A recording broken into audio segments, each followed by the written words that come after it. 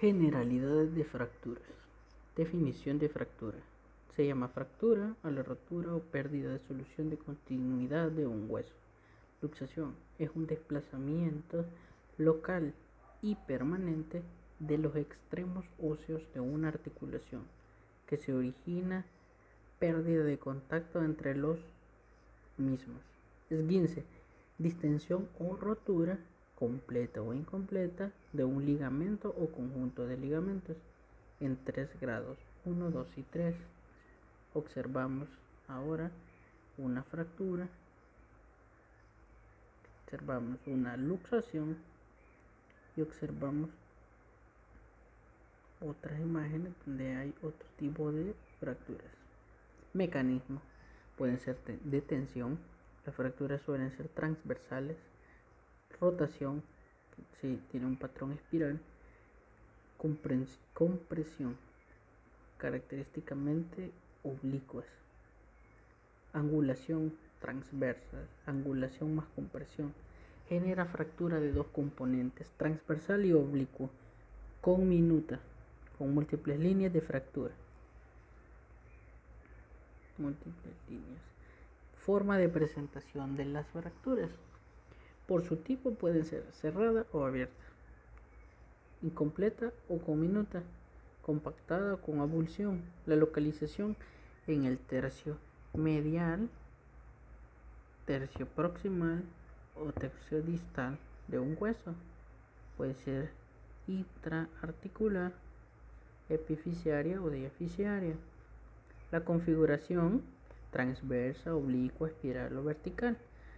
En la infancia se da un fenómeno conocido como fractura en tallo verde, en tubo de plomo por curvamiento. Pueden ser diafisiarias o epifisiarias. La forma de presentación según la posición fragmentaria puede ser buena, acabalgamiento, distracción, aposición.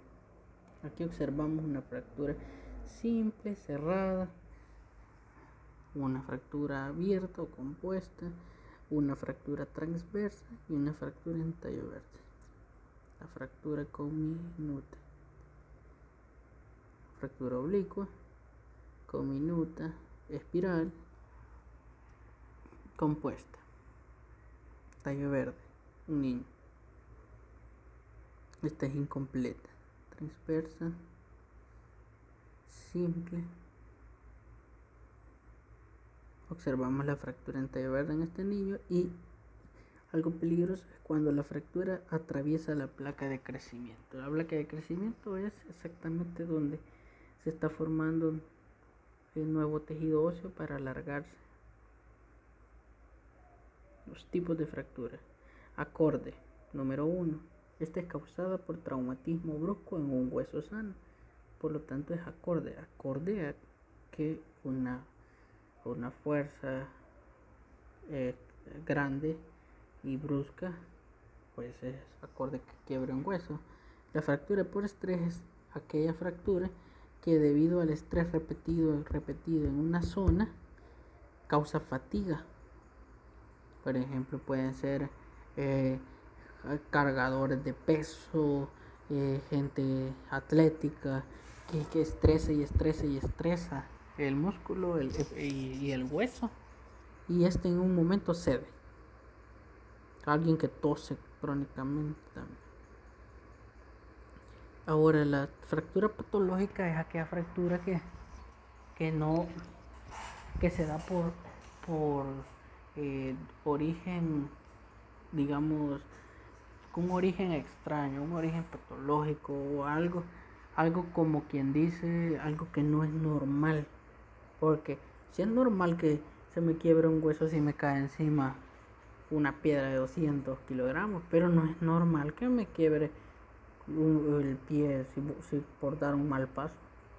Entonces estas fracturas por dar un paso simplemente puede quebrar, y esta fractura se llama patológica. La causa puede ser local, exactamente en ese hueso había una afección, por ejemplo una metástasis de un cáncer, y así es como los han encontrado. en los cuerpos vertebrales, en el fémur, en el húmero. Las causas generalizadas con generalizadas se refiere a que todos los huesos están débiles por alguna causa que hace que todos los huesos estén débiles y entonces se fractura alguno de ellos. Pues puede ser, por ejemplo, la osteoporosis senil, se fracturan los cuerpos vertebrales.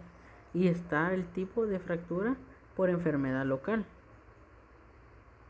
que puede ser por tumores benignos, malignos, infecciones. Las lesiones difusas pueden ser congénitas o adquiridas.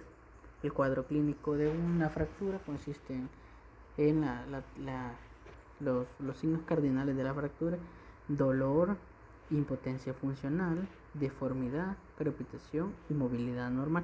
Si tiene esos características su paciente, lo más probable es que tenga una fractura. Y luego vamos a ver cuadro comparativo entre los diagnósticos diferenciales de una fractura. Que un diagnóstico diferencial de una fractura puede ser una luxación, un esguince o un desgarro, porque todos comparten los síntomas y signos parecidos, pero hay que tener especial atención en pequeños detalles. Por ejemplo, una fractura produce dolor localizado exactamente en la zona afectada. Esto aumenta con el movimiento y hay una incapacidad de movimiento, o sea que va a haber impotencia funcional. La inflamación, porque se van acumulando líquidos en respuesta al trauma. El enrojecimiento puede estar rojo o morado en la zona.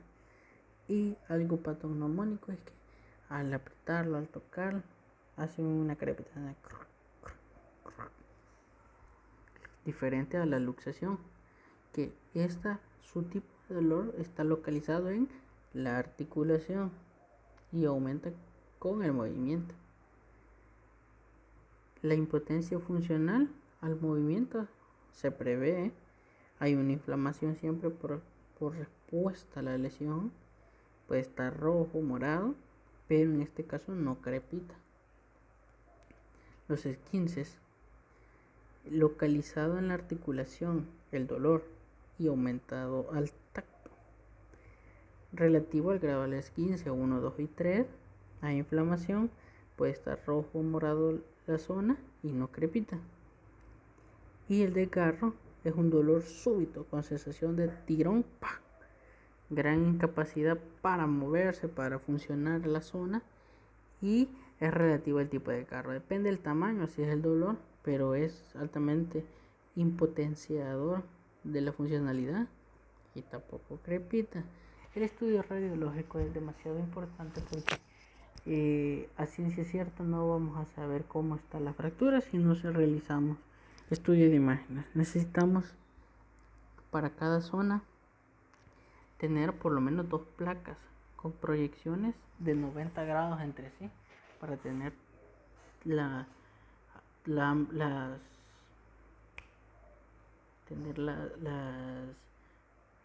puntos de vista diferentes, porque a veces solo de un punto de vista podemos observar con dificultad o no observar nada malo, y en otro punto de vista ver totalmente la lesión.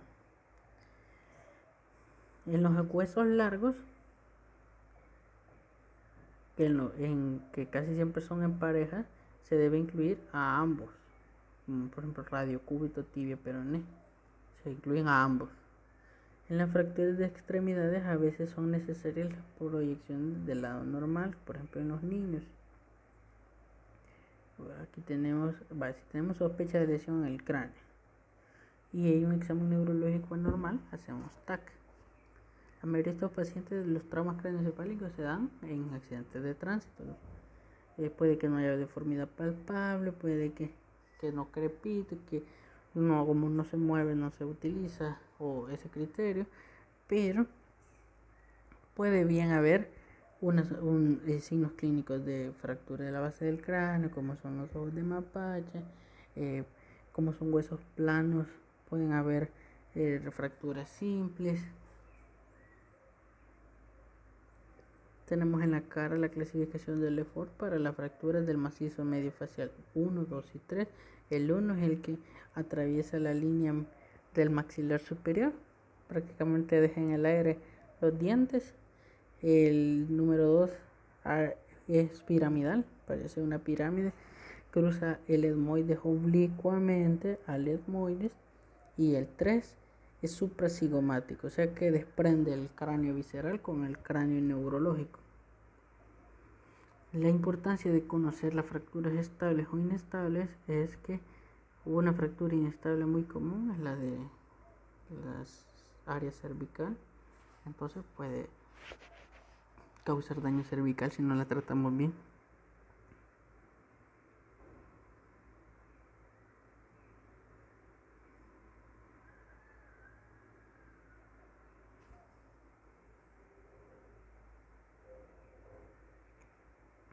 En la cadera tenemos fracturas estables e inestables. Las estables son por avulsión, una ala ilíaca, el sacro, fracturas aisladas de ramas pélvicas. En cambio, las inestables son la fractura de Magaine en libro abierto, en asa de cubo, en horcajadas. La fractura del fémur. Puede ser espiral, puede ser de la cabeza o del cuello del fémur, puede ser rotuliana, calcánea, peronea. Curación de una fractura. Una fractura empezará a curarse desde el momento en que ocurre la lesión, con una fase inflamatoria, producción de hematoma que se coagula. Llegada a las 18 a 20 horas de la lesión, el periósteo empieza a proliferar. El coágulo se reorganiza y en la fase de reparación prolifera tejido celular osteogénico, periósteo y endósteo, que finalmente aparece un callo primario. Este callo primario es blando y está compuesto por un tejido de colágeno. Luego empieza la fase de remodelación, que empieza a remodelar este callo con un tejido más duro, un colágeno más duro, y los osteocitos empiezan a proliferar, de osteoblastos a osteocistos. Los factores que influyen en el ritmo de reparación son la edad, el grado de traumatismo local, la vascularización de los fragmentos, separación de los fragmentos y situación intraarticular de la fractura, si hay una infección sobreagregada o no. Las complicaciones son de la propia fractura, es que se una retrasadamente, que no se una, que haya una unión mala, que haya necrosis aséptica, cortamiento de la extremidad, infección. Ya una asociada a la fractura puede ser una lesión vascular, una contractura isquémica de Wolman, gangrena gaseosa, enfermedad tromboembólica, embolismo graso.